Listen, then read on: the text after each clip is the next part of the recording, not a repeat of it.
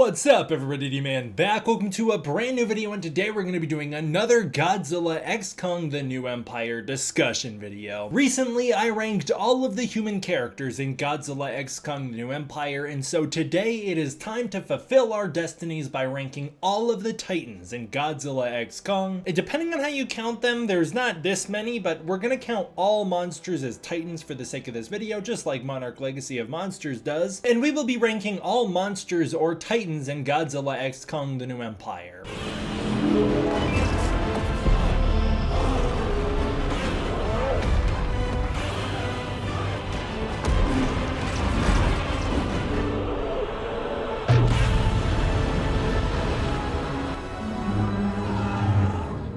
As I said in the intro there, we're going to be doing away with the Titan classification, mostly because the MonsterVerse doesn't even know how to classify Titans these days. Is it based on their size? Is it based on if they're world destroyers? What counts as a Titan? What doesn't? That got very muddy with Monarch Legacy of Monsters when all of the monsters started to be called Titans, so I'm just going to call them Titans for the sake of this video just because it'll be easier. But we're going to be ranking my top favorite 16 Titans in the New Empire, and there's 16 rather than 19. There are 19 Titans in this movie. I'm going to be clumping some of them together. Starting out with our number 16, and that is the man-eating tree. I just don't get it. It was a boring looking thing. It was ugly visually. It was like a big black blob. It didn't even really look like a tree to me. I guess it was supposed to be the stump of a tree that like fell over. The man-eating tree fulfilled the same purpose as the Spore Mantis in Kong Skull Island, which was to show that the entire environment can be deadly. And it was also to fulfill the purpose of the Mother Longlegs kill, a big shock value moment where you realize that, again, the environment itself is what's deadly, not just the Titans that are obvious. And I just felt like the movie didn't do anything with that. The man-eating tree shows up, it kills one dude, it kills Mikhail in a very needless moment, clearly just there to add some cannon fodder to the movie, and then the stakes didn't continue. It's not like that thing was a threat, it's not like there were more threats like it, it was the only one, and then they were like, oh yeah, that thing, we know that thing, and it was like, if you know what to look for, if you know that that's a potential threat out here, why were you not looking for a trap, or what the hell, you guys? Didn't like the man-eating tree. Number 15, this is where I've actually lumped together 4 different creatures here. That is the parrot frog, which maybe I would classify that on its own if it did anything more than it does. I really like the design of the parrot frog. I like that it has the ability to parrot the things it hears, and it's doing the big Kong calls. The sound effects it was using felt very sound effect-like. They didn't feel like a natural part of the world. It felt like added sound effects in post rather than something from the universe itself. And the parrot frog ultimately doesn't serve much more of a purpose than to make Kong sad. I'm putting this together with the rainbow hellhawks, which I like, but I like the hellhawks in GVK a little more. The rainbow ones were neat. It shows that there's different varieties of these species in the Hollow Earth, and so that was cool, and it was cool to see the hellhawks return, but I do like their more classic evil looking designs from GVK. Next up, the worms that they were eating. I didn't know what to do with these, so I just put them here with the hellhawks themselves because they were in the same moment together. And then the leaf wings. Leaf wings are always great to see. Leaf wings have actually appeared in more MonsterVerse movies than any other monsters. They've appeared in Kong Skull Island, Godzilla King of the Monsters, Godzilla vs. Kong, and now the New Empire. Leaf wings are cool. It's always cool to see the different varieties and variations of these things. Hollow Earth ones look different than surface world ones, and it's nice to see them floating around the background. It just populates the environment and is cool, but they don't do anything stand out in this movie. Number 14 is the Wart Dogs. I thought they were pretty awesome. They don't look as cool as I would have liked. Their faces are a little skull crawlery, and I just would have liked if they looked a little more monstrous, but I do like the Wart Dogs. I think they're cool. Number 13 is the Gator Snake. Now the Gator Snake is the big water serpent that attacks Kong. It's always cool to see Kong fight serpents. It's been something he's done all the way back to the 33 film as well. He fights serpents in most of his movies, it feels like, and seeing him fight one here was cool. I liked the way it wrapped around him. The reason I put it lower is just because it's reusing too many of the same beats from Kong Skull Island, literally the same shots during this fight. The design though was so awesome. I thought the design was cool. I would have liked to see more of it. I like serpents. I love snakes. I love snake monsters, and I like the idea that there's more of these things out there, and I also like that it's enormous. It is way bigger than Kong. It's way bigger than Godzilla. It's probably the same species of the giant skeleton bridge that Kong crosses with Suko in this movie. I just like the idea that these things can grow enormous and massive. Number 12 is Doug. It's nice to see Doug come back. I'm glad that they didn't overplay the bit because I never have found Doug to be that funny. I like his appearance in Godzilla vs. Kong because he kind of randomly steals the show with his little moment, and I like that they gave him a cameo here rather than overplaying it. I was worried that he was going to be a bit like Slimer Hammer became in the Ghostbusters franchise, where he was gonna hang around the Monarch base and be overly involved. But I also feel like they didn't really commit hard enough to the bit. I think it's funny that Doug steals Kong's dinner. That's funny, and it's a cute little moment, and it's a very Doug thing to do. That boy just be eating the same as Kong. He always hungry. But I feel like it would have been cute if he became Suko's pet, or if there was at least some interaction between Doug and Suko, especially because they sold Doug and Suko toys as a pack together. So it's weird that Doug really has like 1 second of screen time in this movie and then is never brought up again. Number 11 is the Warbats. I think the Warbat design is one of the coolest I've seen. I, again, love serpent monsters. I love those things. I love that they can fly. They're dope. And seeing a flock of Warbats fly around through the background not only once again populates the Hollow Earth, but it also it's just a cool visual. A flock of those giant things, it feels dangerous. It makes the world feel more menacing, but at the same time, there's a certain beauty to it, especially with the way they're just in peace. They're eating in the sky and they're flying around just totally in peace. Kong's leaving them alone. They're leaving him alone. That was great. Number 10 is the Vertacines. I thought that they were a lot of fun. I wish we could have seen more of them. I wish they could have done more in the ending. Like, I wish Trapper could have used them more. But the moment where he uses the Vertacines and their electric shock ability, which is awesome that we're giving more special abilities to more monsters in the MonsterVerse. As you guys know, I love when monsters have special abilities. So seeing the Vertacines create that lightning storm between them that they then attack Skar King with was so sick. I thought the Vertacines were really nicely set up as this very natural thing in the first half. I also really like that moment where Eileen points them out to Gia. It's very cute and very real. And then I like the way that they're brought back into the ending of the movie. It was a good payoff to that earlier setup. I appreciated that. And they're just a cool new flying species that aren't enormous. I like seeing more of the smaller things as well. More of the small monsters to populate the world, please. That's great. Number 9 is unfortunately Scylla. There's so many great monsters in this movie that was kind of hard to rank Scylla. Scylla was my favorite standout monster in Godzilla King of the Monsters. She doesn't have that much to do here other than just get absolutely annihilated, and that's why she goes so low on the list. She didn't even put up a good fight against Godzilla. After a couple years of buildup, I would have liked to see her do something more than just get absolutely toasted in the first 5 seconds of her encounter with Godzilla. I'm not saying that she has to hold her own for long. I'm just saying I would have liked if she put up a bit more of a fight, but I did love that they gave her web abilities. That's cool, and it felt very Toho, and I just liked seeing her back, but I do feel bad that she got killed so easily. Number 8 is the Ape Kingdom. I really didn't know how to rank the great apes overall. There's just too many of them. I'm going to rank some of my favorites, though. I loved how we were able to see some distinct personalities within them that we could recognize, such as the really sad ape that Kong helps off the ground. I like that we saw that guy, and I like that he or she showed up a couple times throughout the movie. And I also like the ogre ape, the one with the scars who's really ugly and hunchbacked. He felt very nefarious, and I liked the way he was able to show up a couple times throughout the movie and be this secondary antagonist, not only to Kong, but to Suko as well. That was really cool. And the Ape Kingdom, the reason it's lower on my list is just because it feels a little too Planet of the Apes. I think there was too many apes alive. I would have liked if the numbers were a lot smaller, but I did love the Ape Kingdom. I love the idea of giving Kong a kingdom to rule over, and I really liked to see the way they interacted with each other. That was neat. Number 7, I can't believe she's this low, but it's Shimo. Fantastic idea. I absolutely love the design. I love the power set. It's just so classically Godzilla. It feels like something straight out of a Showa movie. Shimo didn't live up to the hype. There was like this mythical hype surrounding Shimo before the movie came out, and then I feel like she didn't live up to it. She doesn't do enough in the movie, and I don't really understand Shimo's personality on her own. She really doesn't have a lot at the moment that characterizes her, aside from the fact that she responds to pain, and then at the end she's like wanting validation from Kong and getting chin scratches. I just felt like that was a weird 180, especially when they tell us like in the external canon that Shimo was an alpha titan, and there's absolutely nothing alpha about the fact that Shimo exists. Shimo is like the most beta of betas, not only taking orders from Skar King's crystal because it hurts, but then backing down from a fight with Godzilla, freezing Skar King, and then becoming Kong's pet. I just don't get it. I don't get the hype. She didn't feel larger than life like she really should have. She's the biggest titan we've ever seen, and she absolutely does not feel like it. So while I really love the idea of Shimo, and I'm really hoping she does more in the next one, in this movie she didn't make the biggest impression on me. Someone who did make an enormous impression on me, and maybe it's just because there was a lot of buildup, or maybe it's because she looked fantastic on screen, was Tiamat. Tiamat has a lot of buildup for comic fans like myself, because she of course was introduced years ago in Godzilla Dominion, where she kicked Godzilla's ass for a minute before getting stomped into the ground literally. She was great there, and it was awesome to see a comic titan translated to live action. That is something I've always wanted to see. I loved that we got it. She looked great. That brief moment where she shows up, she's pink, she just struck such an image in the minds of all of us. She had such a cool introduction when they introduced her, and then the way she bursts through ready to tackle Godzilla head on warm glowing pink. It was just really neat. It was a great visual, and she's such a different Titan from the other types. While she is a little serpent-like, she also has these seahorse-like qualities that make her really distinct and unique, and it was cool to see for the moment she was on screen. I just wish she could have done more. Another Titan I wish could have done more is my number 5, which is Mothra, a character that I feel like was so shoehorned into this movie. Mothra's entire characterization from Godzilla King of the Monsters is thrown out the window here. Not only does she no longer have her connections to China, to Dr. Ling, to Dr. Chen, and to Infant Island in that long lineage of Shoujin, she's also completely different here. She has none of the same character traits. She's not Godzilla's buddy. She has like a moment where it's like she calms Godzilla down, but it's actually Gia who calms Godzilla down, as seen in the concept art for the movie as well, which she wasn't even originally in that moment. It was Gia. And Mothra was replacing a different monster who was already in the movie, so Mothra was a later addition to this film. While the original intention was to have Mothra in the movie, they did make the movie with a different Titan who got cut from the film and then re-replaced with Mothra, and you can tell Mothra does not really gel with this movie terribly well. She feels terribly disconnected from the King of the Monsters counterpart. I don't understand how she spawns out of thin air. The movie doesn't understand how she spawns out of thin air. She just does. And then she doesn't do enough. She webs up 3 apes, and that's mostly all she accomplishes. One time she dusts Shimo, and that's not an ability we've seen her use before, but she dusts Shimo to get Shimo to stop freezing Godzilla. I don't even think that matters. Godzilla nuclear pulsed his way out of the ice anyways. I think he would have been fine. I wish Mothra had more importance to this movie because she looked amazing whenever she was flying around doing stuff. Mothra always looks great, and she was so underutilized here. Number 4, I'm amazed that I didn't hate this character, and that's Suko, a really great sleeper hit. While I don't love the design, I don't like when they make characters overly cutesy, and I think they added too many cartoonish features to Suko, the characterization was on point. I loved how Suko felt scared naturally. I loved the way that Suko was kind of devious and setting Kong up multiple times to get Kong hurt, and then being really amazed by Kong's genuine heart and compassion. It was this beautiful bond that developed between the two characters over the course of the movie, and I really loved by the end of it that Suko and Kong had this love and respect for each other, the way that Suko was going out of his way to save Kong, the way he was so worked up and worried about Kong towards the end of the movie. It was really nice. I really appreciated that. I like that they gave Suko the big hero moment as well, where he can break Shimo's shard. Suko was just really underrated in my opinion. I did not expect to like this character, and then I really did. Number 3 is Godzilla, a character who I loved everything he did, but didn't love the way in which he did it. I feel like Godzilla is really fun in this movie, but also I don't love how underdeveloped and kind of stupid he is at times. Godzilla feels a little too thick-skulled. The way that Godzilla attacked Kong rather than calming down and understanding what Kong was wanting, it just felt like Godzilla is only driven by rage and anger lately, when that was not what I felt in Godzilla 2014 or King of the Monsters. King of the Monsters, Godzilla's going against his ancient rival Ghidorah, and he didn't feel as overly emotional as he feels here. In this movie, the dude can't even think straight. He's running headfirst into pyramids. I wish we could have gotten more of Godzilla's perspective. I wish we could have gotten a little more time with Godzilla to understand why he is so worked up, considering this is not the first time the Iwis have beckoned him to war. And also, he's taken on Skar King and won before, so I don't understand what he was so freaked out about. Godzilla was also a little too one-note in this movie. His big move was to stomp on the enemy and then blast them Kiss of Death style, and it was not only reusing the moves he's already done in the MonsterVerse so far, so it wasn't really adding anything new, but it was repetitive, because he did it in every single fight. Godzilla literally Kiss of Deaths 2 different monsters and then attempts to do it to Kong a 3rd time. But I do love to see the way Godzilla kicks so much ass in this movie. Godzilla felt very Final Wars in this film, and that he was all destroy, no thought, no time to waste. Godzilla was on a mission, and that mission was all that there was. If you love the Final Wars Godzilla, this is the Godzilla for you. One that's down to business, one that's ready to suplex Kong, which is amazing. And I loved to see the way Godzilla's fighting style did evolve when his body changed. I love to see how much more physical he was able to get in those fights, and I really hope we get to see more of Godzilla kicking ass fist to fist in the future, because it's awesome. Number 2 is Skar King. Just such an amazing character. He really stole the show. I loved his personality. I loved the way he moved. He moved in a different way than we have ever seen a Titan move before. He's also just this incredibly skilled fighter, much more than we've ever seen before. While I did think he needed to be stronger and more of a threat, I loved the way in which he was able to fight. He was able to use skill over strength every single time, and it was really fascinating to see. He was able to outsmart his enemies and was way more maneuverable than them. I wish we could have seen a 1v1 between Skar King and Godzilla to truly understand why Skar King is a threat, but the movie didn't really present him as much more than just somebody who was talking big game. Skar King was fake it till you make it to the max. He really couldn't back any of it up. He got beaten by Kong in a 1v1, and then he definitely couldn't hold his own against Godzilla at the end of the movie. While he was able to outrun Godzilla, outmaneuver him, he would not have done well in a 1v1 with Godzilla. But Skar King stealing the show with his personality is where he really shines, and Skar King's personality is more distinct and unique than we maybe have ever seen in a Titan before, or a kaiju. In some ways, he's kind of Gaira in that he's this twisted, dark version of Kong, and in other ways, he's his own guy. He's like truly just this weirdo who loves the power trip. I like how abusive he is, as weird as that is to say. I just like how he takes so much pride in what he does. It was something that was really interesting to see a monster feel. We don't really get to see monsters feel stuff like that often, and seeing a monster who is purely evil to the core, that's really fascinating. They killed him too fast, wasted his potential, but they gave us something great in the brief moments he had. And that leads to number one, a character that I think really fulfilled all of his purpose, and that was Kong, a character that I truly think was just amazing. I love how Kong was just this incredibly pure-hearted and wholesome character who just wanted to do good. I like that they continued Kong's loneliness and finally paid that off by giving him a family. I like the way that he goes out of his way to try and connect with the other apes. I like the way he tries to defend other apes. I like the way he tries to help them. The way he catches the ape from falling off the cliff. That was such a heroic thing to do, and it made Kong feel less like a monster and more like a superhero, which has been the trend over the course of these films. They've taken Godzilla and Kong from monster status and brought them into almost being superheroes, and I feel like Kong has made that transition very well. Kong truly does feel heroic in this movie and selfless. I love the way he helps Suko. I love the way that he doesn't even hesitate to give him his food. I love the way that he pals around with him and defends him, and the second Kong sees injustice in the Ape Kingdom, it's like the most horrific thing he's ever seen. I also like the way that despite being at odds with her, Kong understands that Shimo wasn't the problem, and once Skar King is dead, he takes Shimo in as his own. That's really great. I also like the way that Kong is a thinking animal, the way that he uses traps, the way that he's able to try and communicate with Godzilla, make him back down, and the way that he's able to fight different than we've ever seen before. Kong utilizes his environment in some really cool ways here, not only throwing dirt into Godzilla's eyes, swinging around the buildings and around his kingdom, but he just pulled off some cool maneuvers in here. While I don't love the Beast Glove, and I don't think Kong used it very well, I do love the axe, and I liked to see the way that Kong's skill with the axe has increased a lot since the last movie. And I also, while I don't love the Beast Glove, think it's really cute that Kong likes it. I think that's really wholesome, that Kong was super excited to get it,